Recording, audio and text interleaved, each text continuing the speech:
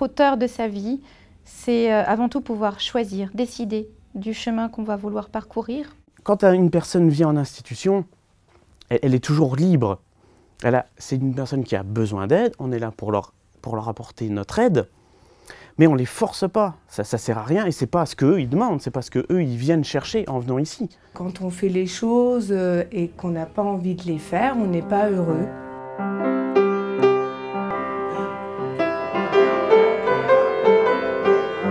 Si je joue, c'est que ça me fait plaisir. Il ne faut pas me demander comme ça, allez, tu nous joues quelque chose. Non, si j'ai pas envie, j'ai pas envie. Après le repas, plutôt que de me coucher bêtement, je fais ça. C'est ma passion. J'ai passé des centaines d'heures là-dedans à faire les locomotives, faire le paysage. C'est important que les résidents se sentent utiles. C'est un besoin fondamental pour chaque personne. Je suis en train de préparer des petits objets pour mettre dans les assiettes de tout le monde à Noël. J'aime beaucoup faire ça. Les travaux manuels, j'en ai toujours fait. J'aime bien bricoler. La polenta mérite autre chose que des boulettes de bœuf. Eh ben, dites-moi. D'accord ? Oui, je suis d'accord. Avec Monsieur Cochron, tous les lundis, on retravaille les menus de la semaine suivante. J'ai un bon palais, je suis un gourmand. J'ai toujours été un gourmand. J'ai fréquenté beaucoup de bons restaurants. Alors, j'essaye d'aider Mélanie. C'est un très bon porte-parole. Jusqu'ici, j'ai pas eu de retour négatif par rapport à nos changements de menus. Une personne qui exprime ne pas vouloir être en collectivité, c'est aussi une personne qui souhaite s'occuper autrement, vivre autrement, et ce n'est pas forcément pour des raisons de troubles de l'humeur, c'est aussi une personne qui choisit quelque chose. Et donc nous avons ici dans l'établissement beaucoup de personnes qui, dans leur projet d'accompagnement, restent en chambre constamment, mangent en chambre, vivent en chambre, c'est leur choix et c'est respecté complètement. Et c'est un petit bonnet que je tricote là. Cette dame, elle fait des petits vêtements pour les enfants qui sont nés sous X. Cette activité, elle a un rôle principal dans sa vie. Elle est dedans, elle est concentrée, puis elle est vraiment motivée pour la cause et pourquoi elle le fait. Et ça m'occupe bien. Et comme je préfère rester dans ma chambre, au calme, voilà. Pour la personne qui n'est plus capable de parler, le côté gestuel est vraiment très important, que ce soit notre gestuelle à nous ou la gestuelle du résident. Il faut être très attentif à ce que le résident veut nous montrer et veut nous exprimer. Il y a un jeu en fait entre le résident et nous. Il va forcément nous envoyer des signaux quelque part. Après, c'est à nous de les interpréter. C'est pas toujours simple, mais plus on connaît le résident, plus ça devient facile. Au PASA, on peut proposer des activités en fonction de leur histoire de vie, de leurs envies, de leur humeur aussi. Si la personne n'a pas envie, il faudra faire autre chose. Rien n'est figé, chacun est libre et chacun doit avoir le choix de faire ou de ne pas faire.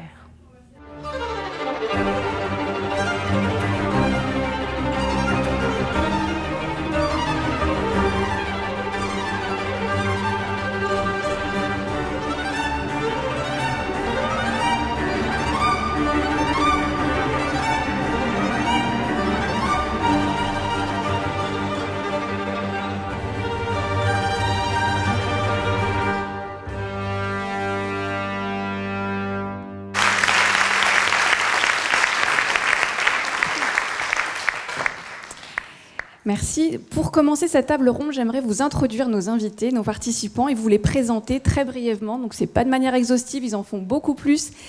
Mais je vais essayer de vous dire un petit peu dans les grandes lignes qui ils sont. Donc, je présente notre doyenne, Madame Christiane Léopold, donc, qui est une femme active de 80 ans, en retraite administrative depuis 15 ans, et qui a un parcours de professionnel dans le domaine de la comptabilité, et qui continue, au-delà de ses 65 ans, qui continue à travailler dans cette même activité à temps partiel. Donc, temps partiel, entendez 20 heures par semaine, donc c'est un grand temps d'activité. C'est aussi une sportive très aguerrie qui joue du tennis au tennis depuis l'âge de 45 ans. et avec 2 enfants, une petite fille dont elle s'occupe énormément, qui a aujourd'hui quasiment la majorité, et avec qui elle tisse beaucoup de liens. Et quand elle a le temps, mais pas trop en ce moment, elle exerce aussi beaucoup d'activités manuelles autour de la poterie, de l'aquarelle, du jardinage.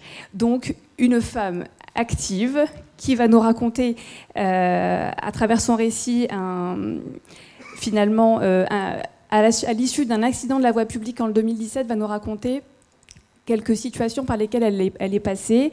Et voilà, donc merci par avance de nous livrer ce témoignage très personnel. Pour l'accompagner, nous avons aussi Jérôme Van de Kerkhoff. Donc vous verrez, tous les deux forment un petit couple soignant-soigné, évidemment, depuis plus de 2 ans maintenant. Ils sont très complices, vous le verrez aussi. Donc Jérôme, vous êtes cadre éducateur, kinésithérapeute à la clinique Corian-le-Grand-Parc à Guyancourt, où on accueille beaucoup une population dite gériatrique. Vous encadrez une équipe de rééducateurs de 8 soignants, ergothérapeute, psychomotricien, kinésithérapeute, APA, et vous exercez spécifiquement dans l'activité hôpital de jour, et vous avez également une activité salariée libérale en activité parallèle. Voilà, Jérôme Pignez. Vous êtes fondateur de la société On Medio, qui éditait le site silvereco.fr. Vous êtes expert dans le domaine des technologies pour l'autonomie. Vous œuvrez pour la Fédération des acteurs de la filière. Et depuis 2009, vous coproduisez les trophées du grand âge et du bien vieillir, qui aujourd'hui est devenu la Silver Night, qui décerne chaque année les trophées Silver Eco aux produits et services innovants de la filière. On y est allé, et c'est un très très chouette moment de beaucoup de découvertes. Enfin, nous accueillons également Hélène Jacquemont, présidente du conseil d'administration de la Fondation Médéric Alzheimer, qui est aussi une casquette d'élue adjointe au maire dans le 17e. Et à travers cette fondation, finalement, les missions principales qu'on ne connaît pas assez, donc je me permettrai aussi de les rappeler. La Fondation Médéric Alzheimer accompagne les professionnels, les chercheurs, les prescripteurs pour améliorer l'accompagnement des personnes malades et de leurs proches. Elle a aussi comme utilité de valoriser la place et le statut des personnes malades, des professionnels, bénévoles et proches aidants. Soutenir et susciter toute initiative qui permet d'améliorer la vie des malades. C'est aussi un observatoire où l'on évalue les bonnes pratiques et les outils, un centre de formation sur la maladie d'Alzheimer, la mise à disposition d'outils, de guides, de méthodologies. Et donc, en 3 mots, c'est comprendre, soutenir, agir. C'est vraiment un condensé. Je vous invite à aller regarder aussi sur le site les très belles choses qui y sont développées. Donc, pour commencer cette table ronde, on va vous poser notre première question, Madame Jacquemont, sur finalement, quelle est la place et l'image du senior dans la ville? Oui, tout d'abord, je voudrais vous remercier de nous avoir invités et pour tous ces échanges passionnants. Beaucoup de choses ont été dites à la première table ronde, donc je vais tâcher d'aller sur d'autres terrains. C'est une question très importante que vous posez, car l'enjeu que nous touchons du doigt, c'est simplement nos seniors, 6 millions de personnes de plus de 75 ans aujourd'hui, 10 millions en 2040, vont-ils devenir inaudibles et invisibles? La Fondation Médéric Alzheimer a eu l'opportunité de participer à la concertation Grand Âge de Dominique Libaud. Et il le dit effectivement, la priorité des priorités, c'est changer le regard et affirmer la citoyenneté de nos seniors. C'est un préalable à toute proposition. Il faut vraiment replacer la dimension sociétale au cœur des politiques du grand âge. Une fois qu'on a dit ça, quel est le regard que l'on porte aujourd'hui sur le vieillissement? Comme Delphine Dupré-Lévesque l'a rappelé tout à l'heure, effectivement, la sémantique fait appel à un vocabulaire très négatif, hein, sur les pertes de capacité, le coût de la prise en charge, etc. Je ne parle même pas de l'EHPAD bashing dont vous avez parlé également. On le voit au niveau du baromètre de la diversité qui a été publié l'année dernière par le CSA, puisque les personnes retraitées représentent 2% des personnes indexées, alors qu'aujourd'hui, les personnes retraitées en France représentent 15,6 millions de citoyens, 25% de la population française. Je crois qu'avec cette statistique, tout est dit. Il y a quand même un peu d'espoir, hein, parce qu'on peut constater, enfin la Fondation a beaucoup travaillé sur les représentations sociales de la maladie d'Alzheimer et des maladies apparentées, mais également de la vieillesse. Et on peut dire aujourd'hui que ce regard devient plus nuancé, parce que plus sophistiqué. Alors, il y a plusieurs raisons à cela. La première, c'est qu'un certain nombre d'acteurs ou de parties prenantes ou de représentants des pouvoirs publics ou de leaders d'opinion ont compris qu'il fallait éviter tout risque de misérabilisme, éviter une présentation doloriste de la vieillesse. Je prends l'exemple de la communication de nos collègues de France Alzheimer qui, il y a quelques années, ont eu une campagne difficile sur la maladie d'Alzheimer, vous vous en souvenez peut-être, et qui, l'année dernière, a fait une campagne remarquable sur le thème « Changer le regard ». Et cette année, fait une campagne non moins explicite et militante sur la société inclusive. La deuxième raison, c'est cette nouvelle injonction que nous recevons tous, que nous subissons tous, sur la nécessité du bien vieillir, avec un foisonnement de conseils, un foisonnement médiatique de conseils et de recommandations sur les régimes alimentaires, sur les exercices physiques et tout ce qu'il faut faire. Mais ceci contribue à transformer le regard sur le grand âge. Et puis enfin, pour ce qui concerne la maladie d'Alzheimer, certes, elle fait toujours peur. Hein. Pour moi, la maladie d'Alzheimer est aux seniors, ce qu'est l'écologie aux jeunes. Il ne veut pas dire que les seniors ne s'intéressent pas à l'écologie, mais aujourd'hui, c'est quand même un sujet majeur.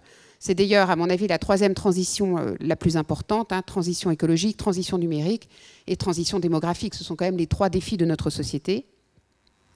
Donc cette maladie d'Alzheimer, elle fait peur, mais en se banalisant dans la société, et on le voit à travers les publications à destination des jeunes, les médias, les films, où il y a très souvent maintenant une personne atteinte d'Alzheimer dans le paysage des acteurs principaux, etc., permettent de diminuer progressivement les stigmates de l'isolement de ces personnes, enfin les stigmates de cette maladie, les stigmates des proches aidants, qui considéraient que c'était une maladie honteuse et qui surtout n'en parlaient pas il y a encore très peu de temps, et ce qui nous permettra de réduire l'isolement de ces personnes. Voilà, donc l'enjeu du regard et de la place des personnes malades, c'est vraiment de replacer la dimension sociétale au cœur des politiques du grand âge. C'est cela qu'il faut retenir. Et plus on accordera, parce que malheureusement il faut encore employer ce terme d'accorder, une place importante aux seniors, aux personnes entrant dans l'âge, plus le regard sera positif, plus l'image sera positive et plus on leur accordera une place prépondérante. Et c'est ainsi qu'on pourra installer un cercle vertueux. Donc la mutation est lancée. Il faut que l'ensemble des acteurs s'y joignent conjointement. Alors justement, on a parlé de la place et de l'image. Et aujourd'hui, Jérôme Pignez, pourriez-vous nous parler des initiatives d'urbanisme qui favorisent l'inclusion des seniors ? Oui, quelques petits exemples. Maintenant, sur changer de regard, pour rebondir peut-être,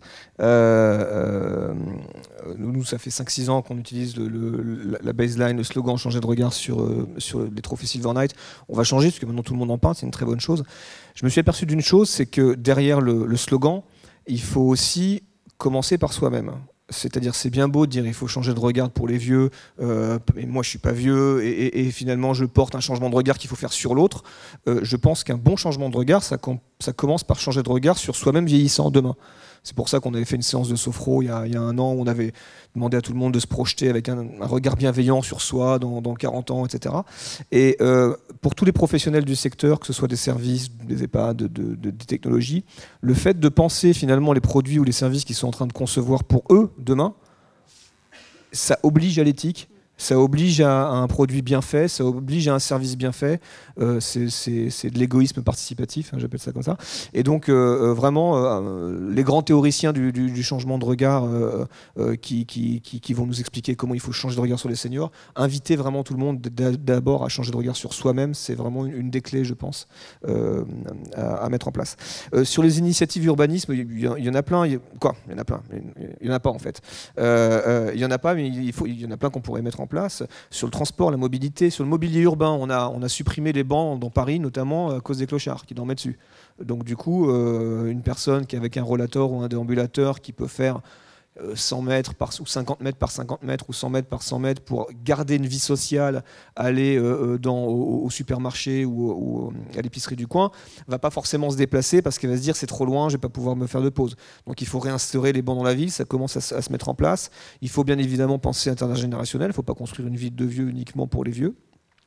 Il y a des labels qui existent, je ne suis pas défenseur ni promoteur de ces labels ici. Ville Amie des Aînés, il y en a d'autres qui existent au niveau européen. Je pense que c'est une bonne chose. Il ne faut pas que ça tombe dans la logique un peu des villes fleuries où il suffit de mettre 3 roses sur les balcons pour avoir le label avec les étoiles. Il faut vraiment que ça ait du sens.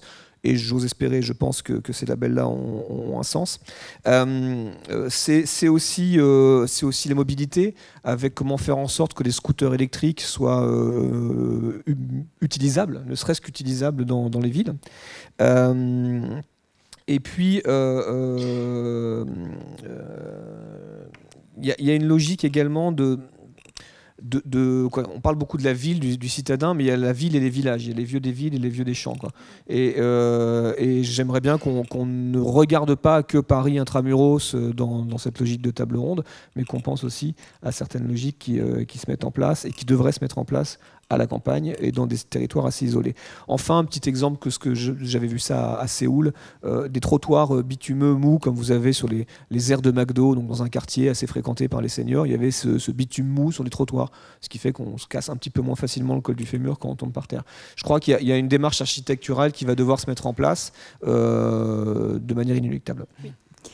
Merci. J'ai été jeter un œil sur le site pour le label Ville Amie des Aînés et il est très intéressant, je vous invite à le consulter parce qu'en fait c'est piloté un peu par l'OMS, hein, c'est le fruit de travaux de plusieurs années de pays qui ont conjointement rejoint la démarche et en fait il est intéressant parce que c'est une espèce de base de données de ce qui est des bonnes pratiques, un petit peu de ce qui est bien fait et de ce qui pourrait être partagé, donc on y retrouve pas mal d'initiatives et effectivement c'est très basique, hein, on va sur des exemples tels que positionner un banc dans une ville pour permettre la marche des seniors. Vous m'avez aussi parlé un peu de l'attitude un peu senior-friendly avec des démarches qui sont encourageantes dans ce sens-là. Et donc, c'est réfléchir autour de l'habitat, la mobilité, l'aménagement urbain, la culture et les loisirs aussi, dans un sens d'anticipation pour ne pas voir les choses, les subir quand c'est trop tard, mais au contraire les construire et les amener d'un point de vue architectural. Merci beaucoup. Alors, Christiane, je vous donne la parole pour un exercice qui n'est pas facile, parce que vous avez été patiente en clinique SSR, donc justement au Grand Parc, en hospitalisation complète, en hôpital de jour en 2017. Est-ce que vous pouvez nous parler de votre parcours de soins et des difficultés, notamment, et la manière dont vous avez réussi à réintégrer une vie normale? Oui, alors j'ai fait 2 séjours en fait. 2 séjours en clinique et 2 séjours en HDJ. Et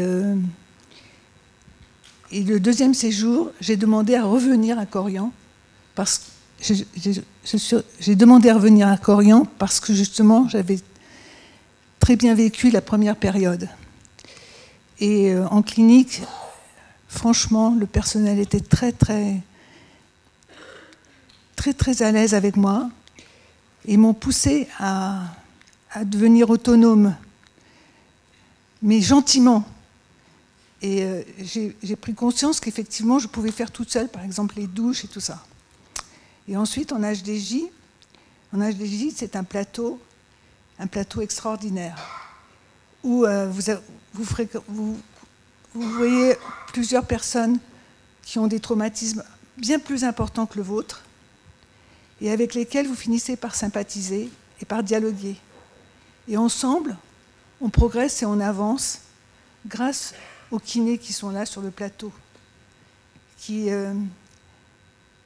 vous transposent, en fait, qui vous permettent de vous libérer de votre traumatisme et de votre anxiété. Par leur gentillesse, par leur pouvoir de détacher votre esprit de votre handicap. Donc c'est pour ça que, et c'est à l'intérieur de ce plateau qu'à un moment donné, j'ai découvert l'hypnose. En fait,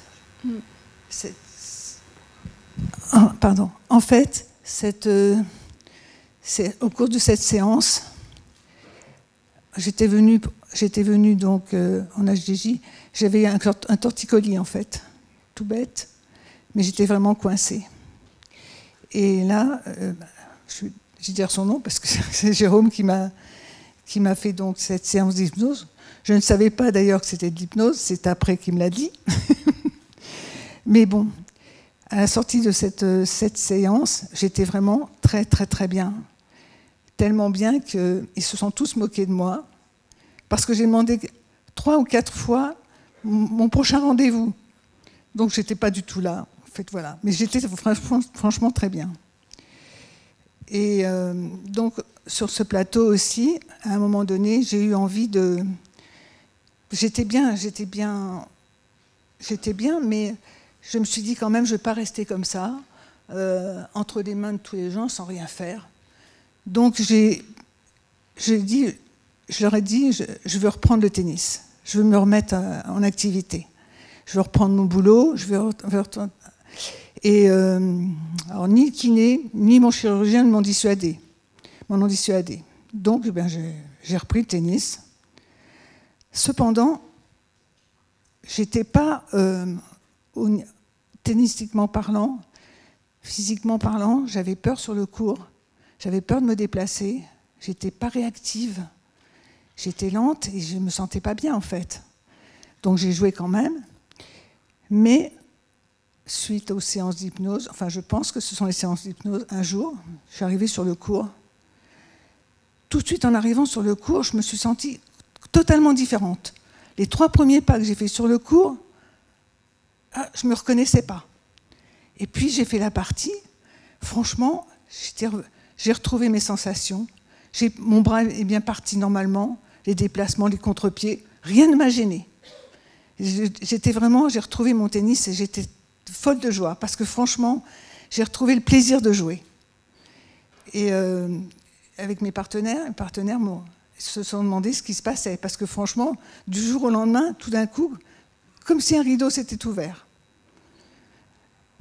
Donc voilà, donc c'était pour faire part que ces séances d'hypnose, en fait, me décontractent parce que je suis quand même un tempérament assez angoissé, assez contracté, et j'arrive pas à me décontracter. Et dans les séances d'hypnose, effectivement, je suis tellement bien dans la séance que quand on me demande de rouvrir les yeux, j'ai pas envie d'ouvrir les yeux. J'ai pas envie d'y revenir. Je suis tellement bien. Et donc, je sors, voilà. Mais j'ai eu aussi une autre fois, quand j'étais en clinique, j'avais le petit déjeuner le matin, je ne pouvais pas le prendre. J'y arrivais pas. Et j'étais à la limite du malaise. Donc, on m'a refait une séance, et pendant la séance d'hypnose, j'ai eu ce malaise. C'est arrivé. C'était assez dur. Mais Jérôme est arrivé à me recentrer, à me recalmer et à redevenir normal. Et à la sortie de cette séance, j'étais complètement vidée, cassée. Je pouvais à peine marcher. Il m'a raccompagnée dans ma chambre. 2 heures après, j'avais le dîner. J'étais remise en place, très bien. Le lendemain, le petit déjeuner, plus rien. Et ça n'est jamais revenu.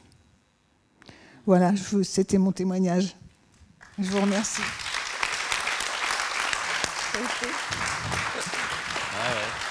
Merci Christiane. Et là, tout le monde se dit, mais qu'est-ce que c'est que cette séance d'hypnose qui guérit, qui soigne?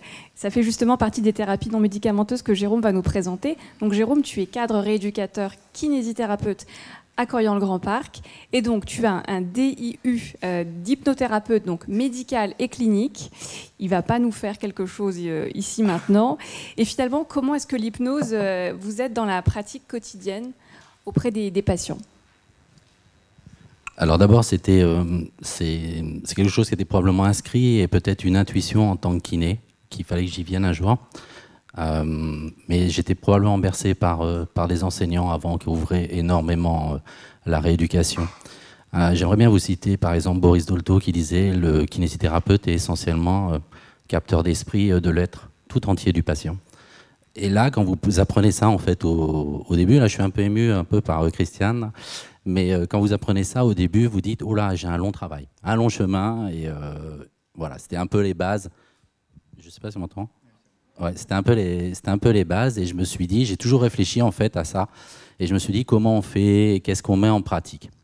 Après, j'ai pu observer en fait sur le terrain et que finalement, c'est pas tant important les techniques qu'on pouvait dispenser en fait en rééducation si on n'avait pas su activer un petit peu la motricité spontanée en fait, jubilante du patient, cet idéal de vie, cette envie de vivre avant que finalement ce désir ait été altéré de façon accidentelle, peut-être artificielle. Voilà en fait tout ce qui m'a animé, ce qui m'a amené à travers des lectures et à travers des rencontres à m'intéresser en fin de compte à l'hypnose, à ce lien entre l'esprit et le corps. Après j'ai fait ce DU en fait à la fac de Dijon. J'ai présenté en fait ce DU également à mon directeur d'établissement, enfin à ma directrice d'établissement qui est présente ici, Chloé Planchon, qui a su en fait avoir la même intuition que moi en fait. La même volonté, la même envie, et voilà. Donc tout s'est mis en place, un bon accompagnement, et puis une belle réussite, et une pratique qui m'accompagne chaque jour. Et je tiens à préciser par rapport à l'hypnose qu'en fait, c'est une thérapie qui c'est un plus, c'est une compétence en fait, à ajouter à une compétence. Faut pas voir ça, faut pas voir trop de magie, on n'est pas gourou, on a une pratique, une compétence, on est médecin, on peut pratiquer l'hypnose, on est psychologue. C'est une compétence en plus, c'est une autre façon d'appréhender les choses. Et puis après, c'est donner la possibilité à un patient de s'ouvrir à plus de créativité à travers la pratique en fait de l'hypnose. Voilà. Sinon, d'une façon générale, c'est quand même un processus avec des étapes. Enfin, il est décrit comme tel. Ça fait un peu consensus maintenant que c'est un processus. Donc, c'est une mise en mouvement avec une succession d'étapes techniques qu'on utilisera ou qu'on mobilisera en fait pour permettre aux patients d'arriver d'abord à un état de conscience modifié, plus perméable, plus créatif, plus ouvert, avec moins de limites en fait. Voilà comment fonctionne l'hypnose. Voilà. Pour revenir juste brièvement sur le cas de Christiane et de ce fameux torticolis, voilà, c'était une technique de réification qu'on fait. C'est un peu la douleur objet. Vous en avez probablement déjà entendu parler. On invite la personne à matérialiser un petit peu cette douleur ou ce blocage ou cette sensation de torticolis. Elle avait choisi l'élastique et on a cessé de travailler et modeler cet élastique pour qu'il perde probablement certaines tensions, certaines choses. Elle a mis en œuvre, je l'ai accompagnée. Elle était, comme elle disait, un petit peu désorientée, un petit peu après la séance. C'était plaisant à voir. Et ce qui est encore plus plaisant, c'est ce qui s'est produit après, et notamment son plaisir de rejouer au tennis, un peu de volley, toujours du vocabulaire très imagé, mais pour nous qui nous parle beaucoup, parce que finalement, c'est à travers ces images en fait qu'on va caler aussi notre prise en charge en fait en hypnose. J'entendais dire sur une personne intervenante avant qu'on avait fait voir des images à des personnes, en fait, des images positives ou des images en fin de compte négatives, et il y avait une influence sur la motricité. Bon, ben, nous, chaque jour dans la pratique de l'hypnose, quand on note des difficultés, des troubles un peu psychocomportementaux à titre d'angoisse, d'appréhension, d'anxiété, on voit l'incidence, en fait, sur le locomoteur. Plus, voilà. Locomoteur et même l'esprit, le mental, puisque ça débloque aussi. Toujours associé. Toujours associé. C'est un plaisir, c'est les deux sont ensemble, et l'essentiel, c'est que la personne, elle prenne conscience et qu'elle sache qu'elle a énormément de ressources et infiniment plus que nous, infiniment plus que notre savoir, dans notre dispensation du savoir chaque jour. C'est le patient qui a finalement le savoir. Et la maîtrise des choses, alors simplement, il faut qu'il puisse y recourir et les trouver. En tout cas, grâce à cet accompagnement, sur cette compétence nouvelle, on peut aussi leur dire bravo. Jérôme, on a des candidats là pour une séance juste après. Grâce à cet accompagnement, finalement, la thérapie d'accompagnement a suscité le goût à Christiane et à certainement beaucoup d'autres patients, l'envie de rentrer chez soi dans un cadre où on se sent en sécurité. Et ça, c'est quelque chose de très très important pour préparer le retour à domicile, pour toujours exister dans son chez-soi, dans sa ville. Alors, Jérôme Pignez, vous revenez du Japon. On va raconter un peu votre vie. Et justement, est-ce que vous avez noté des initiatives particulières visant à intégrer les aînés dans la cité ? sur un autre modèle. Oui, effectivement, on a organisé un voyage d'études à Tokyo pour aller voir un petit peu comment on vieillissait bien ou mal là-bas, parce que c'est un peu le tube à essai mondial de la transition démographique, avec une pyramide des âges à l'envers. Ce qu'on y a vu, pour parler des EHPAD, on a visité un EHPAD qui est assez connu, qui s'appelle Kotoen, qui est un mélange de... On y reviendra après sur la troisième question, mais qui est un point d'ailleurs qui a été vu dans la précédente table ronde, où comment on gère les EHPAD ouverts, où on a une crèche, vraiment avec des tout petits. C'est une crèche privée. Donc le financement de la crèche permet d'aider au financement de la partie EHPAD, qui est plutôt un EHPAD associatif, avec des personnes à faible revenu qui sont dedans. Donc c'est assez intéressant de voir les exercices du matin traditionnels que font les enfants, ce sont des petits bouts de chou qui ont 2-3 ans, et les personnes âgées participent au spectacle chaque matin, peuvent participer à une danse rituelle qui est connue par tout Japonais qui se respecte. Donc voilà, c'était assez émouvant. Et donc voilà, ça c'est pour le côté intergénérationnel. Ce que j'ai constaté très clairement, c'est que le Japon va avoir un manque d'aidants crucial. Donc le fait de faire appel à l'immigration, c'est encore quelque chose qui est un peu complexe. Néanmoins, il y a du développement de robots. Bon, faut arrêter l'espèce de fantasme ou de rêve qu'on a, où on voit des robots partout au Japon. Les seuls robots qu'on voit vraiment en ce moment au Japon, et dans les visites, les seuls robots où on nous explique qu'ils vont être très, très utiles, c'est Pepper et Nao, à savoir des robots qui ont été conçus avec la R&D française. Petit aparté d'ailleurs, ça a été conçu grâce à la R&D française, et puis ça a été racheté par un groupe japonais une fois que ça marchait. Donc ça c'est... Bref.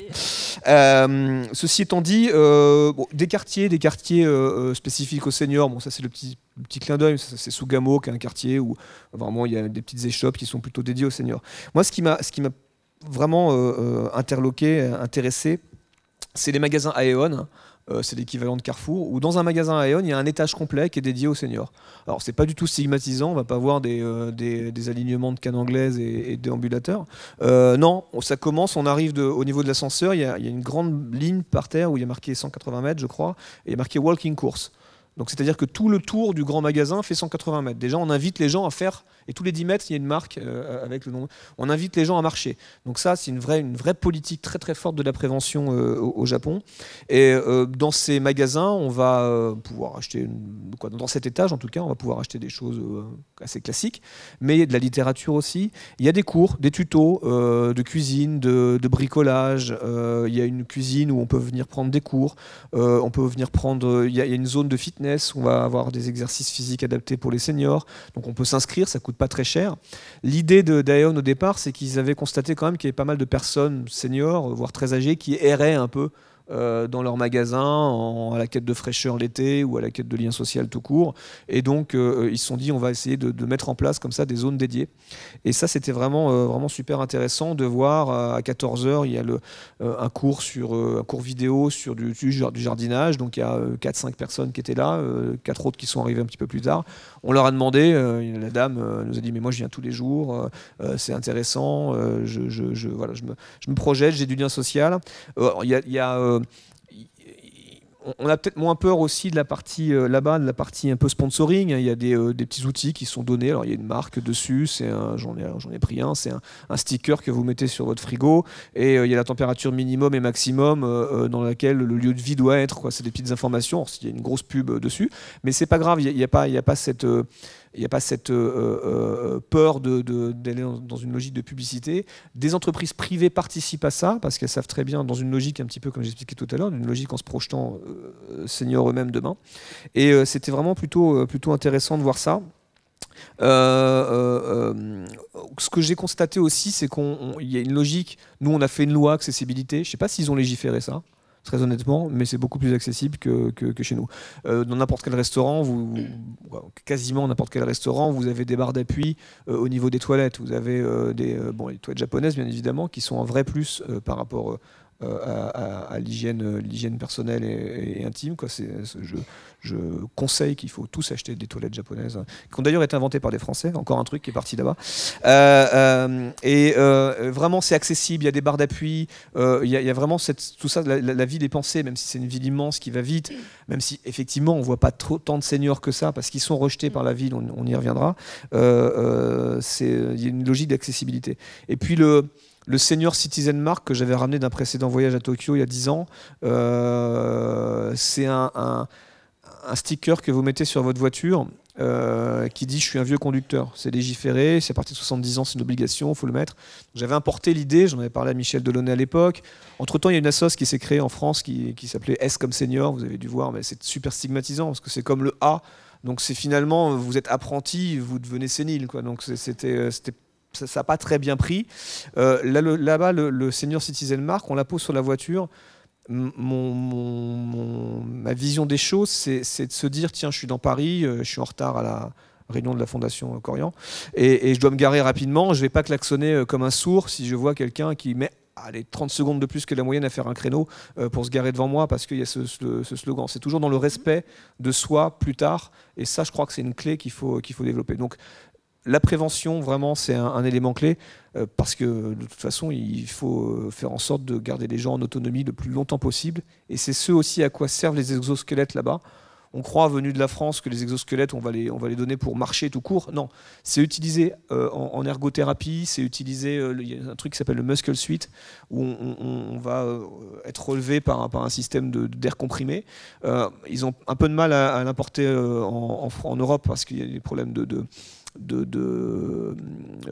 logique de CE, de produits adaptés, etc. Et puis en plus, c'est des chercheurs, quoi. Donc c'est pas trop des vendeurs quand on voit le truc, c'est vraiment assez magique. Certains d'entre nous l'ont essayé, on a récupéré une posture. Et ça va être utilisé pour faire des exercices un petit peu manipulés par l'exosquelette auprès de personnes âgées ou d'autres personnes, de manière à accélérer. Et apparemment, les études cliniques le prouveront ou pas d'ailleurs, mais apparemment, dans les faits, ça accélère de manière considérable la réadaptation des soignés. Donc voilà, ça c'est quelque chose d'intéressant également. Ok, merci. On note, la French Touch, elle est partout. Et donc finalement, on peut le faire aussi chez nous. On a les Il faut en garder la propriété un petit peu quand même. Oui, non, mais on peut reprendre des choses. On a des bonnes initiatives qui fleurissent en Hexagone. Merci beaucoup. Alors, Hélène Jacquemont, je vais vous poser un peu 2 questions qui se complètent. Finalement, aujourd'hui, quels sont les nouveaux modes d'habitat et d'urbanisme dans la ville? Et selon vous, quel serait le rôle de l'EHPAD et ses spécificités? Je vous remercie encore parce que c'est encore une bonne question. Effectivement, il y a des nouveaux modes d'habitat et d'urbanisme dans la ville pour 2 raisons très simples. La première, c'est que cela répond exactement aux aspirations des nouveaux retraités et qu'à la fin, c'est quand même eux qui habitent là, donc il faut écouter ce qu'ils nous disent. Et deuxièmement, parce qu'aujourd'hui, la nécessité d'un continuum entre le domicile et l'établissement ne fait plus débat. Alors, quand on parle de nouveaux modes d'habitat et d'urbanisme, en tout cas nouveaux modes d'habitat, juste pour clarifier les choses, on parle bien de colocation intergénérationnelle, de famille d'accueil, de béguinage. Et quand on parlera de l'EHPAD, on parle bien d'EHPAD centre de ressources, d'EHPAD hors les murs, etc. Donc, à titre d'exemple, il y a ce que fait Corian avec son investissement dans AGV. Ce que fait par exemple la Maison des Sages qui va ouvrir au mois de septembre à Buc et qui ouvre une 2e maison à Jouin-Josas assez vite. Et ça, c'est complètement des initiatives 100% privées.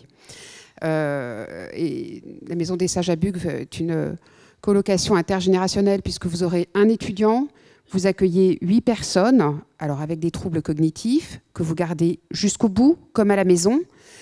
Et puis une implication assez forte des familles. Du personnel d'accompagnement, sans blouse évidemment, ce qui fait que vous ne savez pas si vous parlez à un professionnel ou à un bénévole. Une maison au cœur de la ville de Buc, une maison ancienne, sympa. Un réseau de soins qu'on a sensibilisé à l'arrivée de cette maison, donc avec la possibilité de faire venir donc à domicile des médecins traitants, des kinés, etc. Et alors bon, moi je suis pas chargée de faire la promotion de la Maison des Sages, hein, je vous raconte ce que j'ai vu, mais ça m'avait quand même favorablement impressionnée, donc je vais pas aller trop loin dans la description, mais j'ai compris que c'était pas un modèle médico-social.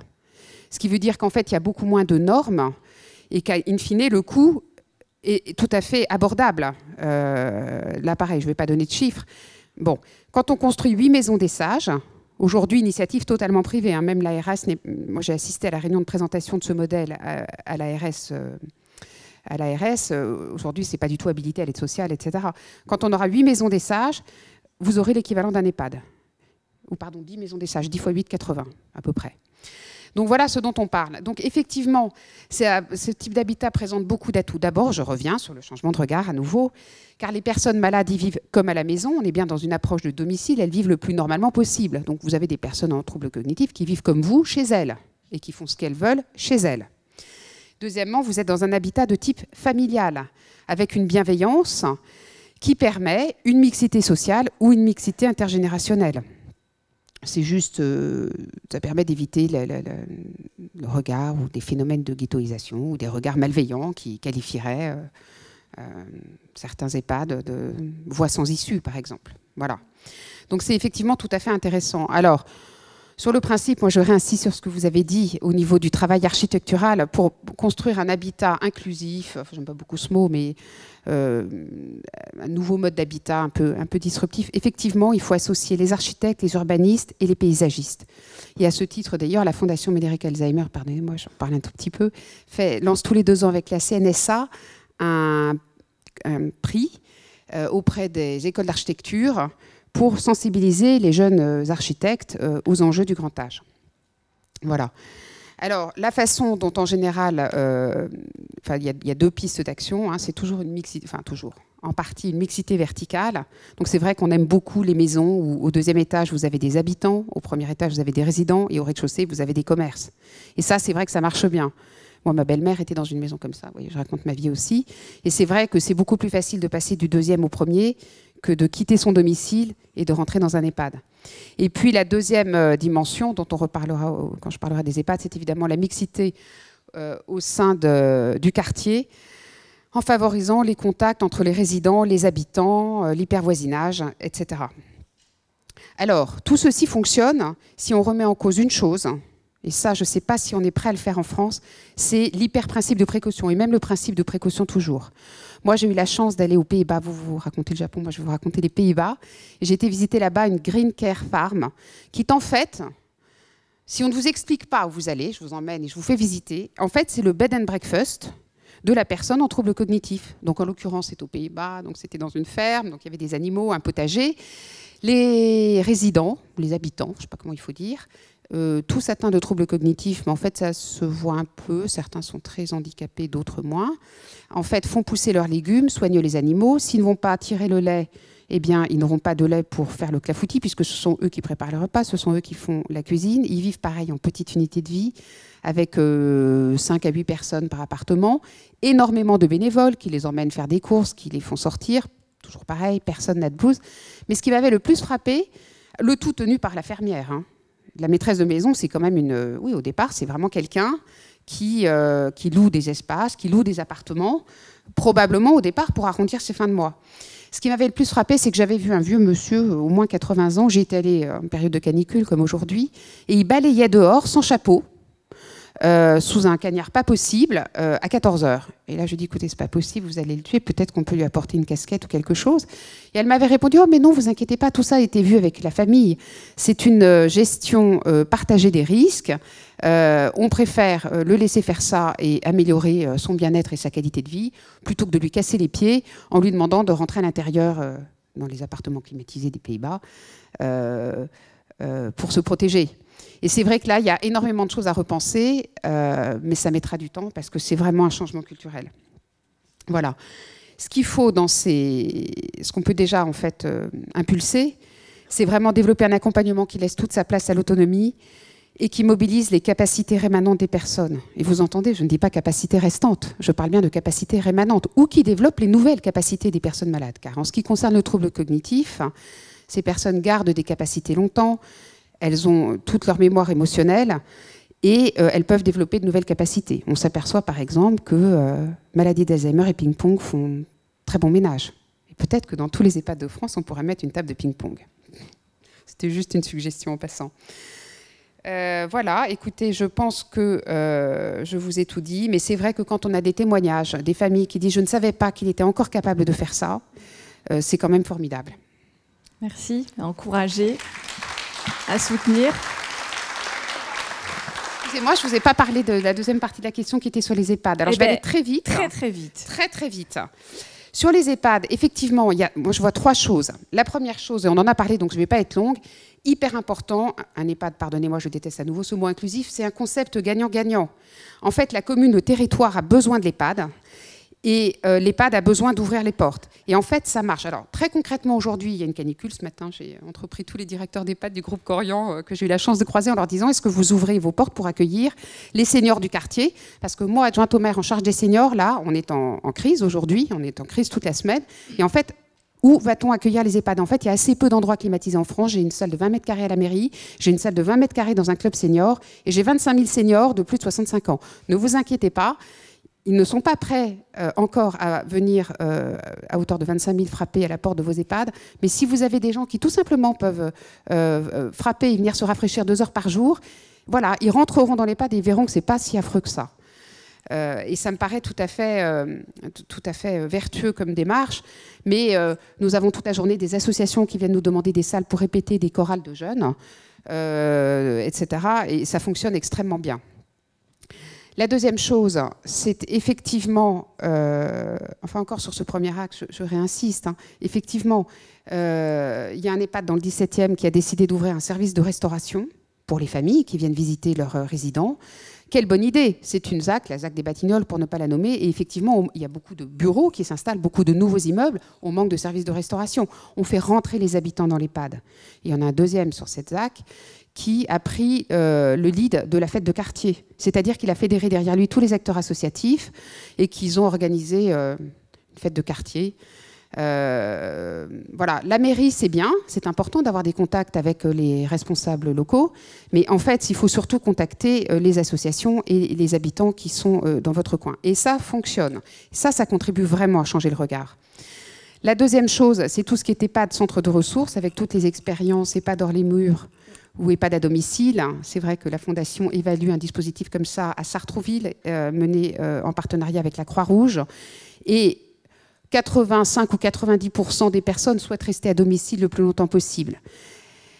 Probablement, la moitié d'entre elles passeront par un EHPAD à la fin de leur jour pour des raisons matérielles.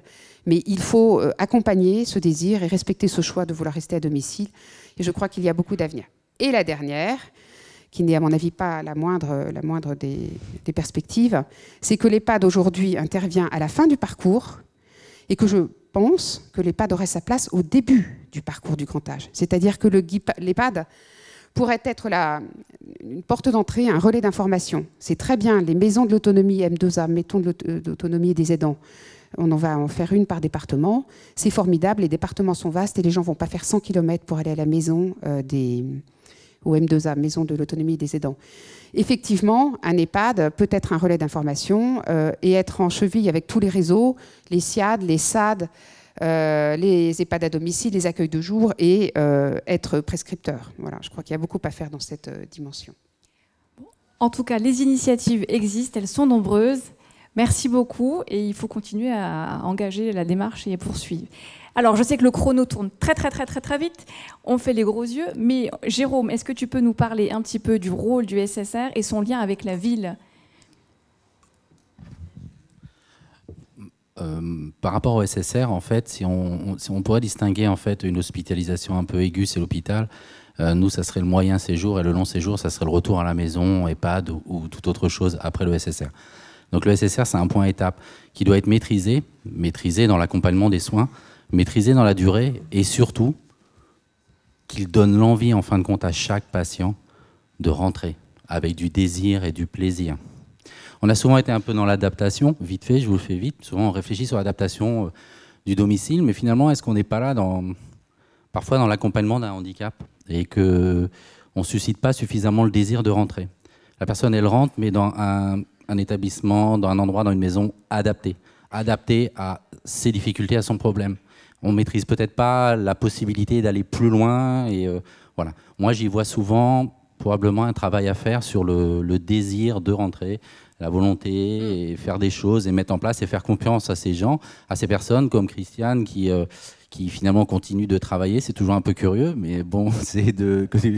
Non, qui continue de travailler et également de faire du tennis, voilà, elle m'engueule. C'est une vraie relation de couple, mais enfin, voilà, en fait, juste pour revenir sur l'hypnose, c'est une alliance d'égal à égal, et vous voyez, aujourd'hui, elle m'engueule et on fait ça. Et on s'aime toujours. Mais je vois ça comme ça, un point à étape où on a le devoir de créer, de donner, d'apporter, mobiliser l'énergie en fait des gens. Voilà. Et en préparant, tu m'expliquais qu'effectivement ces lieux, ce sont des vrais lieux de vie où on retrouve de la convivialité. Vous l'aviez très bien exprimé, Christiane. Finalement, avec la taille, finalement nos SSR sont de taille moyenne. Donc, le contact avec les patients entre nous, et on réalise les traumatismes qu'il y a et les handicaps des gens. Il y a des gens qui sont là depuis longtemps. Vous vous dites, mais c'est pas possible, et puis ils n'évoluent pas. Mais si vous parlez avec eux, dans leur tête, ils ont évolué. Oui. C'est ça l'important. Oui, et c'est très beau. C'est ça l'important. Et donc, en fait, juste pour le résumer, sur le SSR, on est sur quelque chose où finalement on mélange un peu tous les âges, toutes les conditions physiques, sociales, dans cette grande zone qui est le plateau technique de rééducation, Jérôme. Oui, voilà, sur un plateau technique, y a... Et c'est Jérôme qui l'anime, bah oui. Il faut le dire aussi parce que c'est important. Jérôme. Donc, j'anime. Et donc, non, nous, on a un nouvel établissement. Il y a beaucoup de nouveaux établissements qui se créent chez Corian. Et celui-ci, le plateau technique, comme il a appelé, on a évidemment des box pour préserver la dignité sur des soins en fait particuliers où la personne a besoin de se dénuder ou autre. Mais les espaces de rééducation sont décloisonnés. Voilà, c'est la mixité intergénérationnelle auquel on tient beaucoup, dont tout le monde s'est fait un peu le relais aujourd'hui. C'est ça, c'est le créer. On crée les conditions et on laisse finalement, on fait confiance aux gens. Et c'est eux qui arrivent à le faire. Vous voyez, on n'est pas obligé de dire petit va parler avec la dame ou un truc comme ça. On crée les conditions de l'échange. Nous, c'est à travers aussi la structure, l'établissement neuf, décloisonné, pensé, réfléchi, et puis on continuera à intégrer encore d'autres paramètres pour réfléchir, aller encore toujours plus loin. Mais voilà, en fait, l'idée de notre établissement. Le travail architectural a été mené également, et porte ses fruits. Merci beaucoup. Toute dernière question, rapidement, mais dans le fond tout aussi efficace. On parle de plus en plus d'EHPAD comme plateforme de services ouverts. Hélène Jacquemont en parlait aussi. Finalement, qu'est-ce que vous en pensez de ce sujet-là ? On avait reçu un dossier il y a quelques années à Silver Night avec justement un projet d'architecture, d'architecte, avec un EHPAD ouvert. C'est-à-dire qu'ils avaient inversé les murs, c'est-à-dire que tous les murs extérieurs étaient ouverts et tous les services, coiffeurs, supérettes, petits points restauration, points dépôt de pain, etc. Tout ça, c'était complètement ouvert sur l'extérieur. Il y avait même, je crois, dans l'idée, une licence 2 où on pouvait avoir une bière pression. Et moi, je crois beaucoup à ça. En plus, on rajoute les maisons d'autonomie. On rajoute, dans la table ronde précédente, on a rajouté la notion de médical. Donc c'est une maison médicale. Je crois beaucoup à ça. Aujourd'hui en France, les villes ne sont pas adaptées, mais elles vont s'adapter. Pour les citadins, je ne me fais pas trop de soucis. Ça. Les résidences seniors en hypercentre, ça fonctionne. Néanmoins, il y a des régions qui se meurent en France parce qu'il n'y a pas de boulot, parce qu'il n'y a pas de médecin, parce qu'il n'y a pas de dépôt de pain, parce qu'il n'y a pas de coiffeur, parce qu'il n'y a pas un endroit pour prendre un café ou boire une pression. Et dans ces zones-là, en plus, ça tombe bien puisque le foncier est plutôt accessible. Donc les EHPAD parfois se sont installés là-bas. Certaines EHPAD qui peuvent paraître isolées comme ça, mériteraient, je pense, d'ouvrir ces services qui fonctionnent jusqu'à leur point mort grâce finalement à l'EHPAD lui-même. Donc c'est que du bénéfice entre guillemets de l'ouvrir vers l'extérieur. Et là, ça permettrait vraiment de recréer de la vie dans des zones qui se meurent un petit peu, quoi. Donc très rapidement. Et puis en conclusion, je dis faites confiance aux boomers. Hein, c'est avec eux qu'on a inventé les maisons de quartier. Je crois qu'ils vont réinventer les maisons de retraite. Merci beaucoup. Simplement, pour juste terminer, rapide. Simplement, je vais reprendre 2 petits mots de Christiane qui me les avait indiqués en préparant. Finalement, je lui ai posé la question je suis vieux et alors, hein, le titre de notre table. Oui. Et finalement, sa réponse était très touchante. Et je reprends vos mots, Christiane, parce que vous avez indiqué vous sentir mieux qu'avant, mieux que dans votre jeunesse. Et finalement, beaucoup plus riche aujourd'hui de votre histoire et votre passé. Et elle a aussi dit l'enveloppe corporelle évolue, mais le noyau reste le même. J'ai trouvé ça très très beau. Donc merci beaucoup à tous. Serge. Merci. Alors on va aller très très vite parce que je crois qu'on n'a jamais fait ça, on a dépassé tous nos retards. Donc là, juste, mais c'était un concours. Et voilà. Et vous avez gagné, mais vraiment de très haut, c'est bien. Deux, trois choses, je crois que vraiment ce qui a été dit par les différents intervenants, c'est la notion de... Alors, la transition démographique, on avait défendu ça il y a une dizaine d'années. Voilà. Et finalement, derrière, c'était la notion de globalité. Et que ce soit sur la question de l'hypnose, soit sur la question de la ville, soit sur la question... Alors, la notion d'EHPAD hors les murs est assez laide, parce que les gens parlent de murs. Donc, il faudra là aussi trouver d'autres termes. Voilà, les mots sont toujours là. Même la maison des sages... Je vois pas bien, les vieux ont le droit de pas être sages. Donc même là, on voit que les mots sont toujours très très enfermants. Mais ce qu'il y a derrière, c'est vraiment cette notion de globalité. Que finalement, c'est essayer de penser d'une manière assez globale, penser les corps. Hein, c'est Spinoza contre Descartes. Descartes, il opposait le corps et l'esprit. Spinoza, il disait les deux vont ensemble. Et bien là, on est un petit peu là-dedans. Et la ville, elle est la ville ou le territoire. Et Jérôme disait avec raison, attention, il n'y a pas que les villes, il y a aussi le rural. Je rappelle, nous avions convié une vice-présidente de la région Île-de-France sur l'idée aussi de parler de l'ensemble des territoires d'Île-de-France. Bon, puis vendredi, ils ont estimé qu'elle avait autre chose à faire, donc elle n'est pas venue. Mais en tout cas, c'était pour rappeler que dans notre option, dans notre préparation, c'était aussi de parler de l'ensemble des territoires, y compris de territoires qui sont plus éloignés et qui posent d'autres problématiques du vieillissement. Je rappelle que s'il y a 25% des Français qui sont âgés aujourd'hui en France, quand on va dans le monde rural, on est déjà à plus de 35%. Donc là, il y a vraiment des objets absolument centraux. Et encore une fois, cette pensée globale, déjà, il faut penser, et ensuite, il faut penser globalement. Et ce qui a été dit avec des regards très, très différents de vous quatre, à chaque fois, on était sur cette globalité. Donc, on va continuer à rester dans cette globalité. On se retrouve dans un quart d'heure.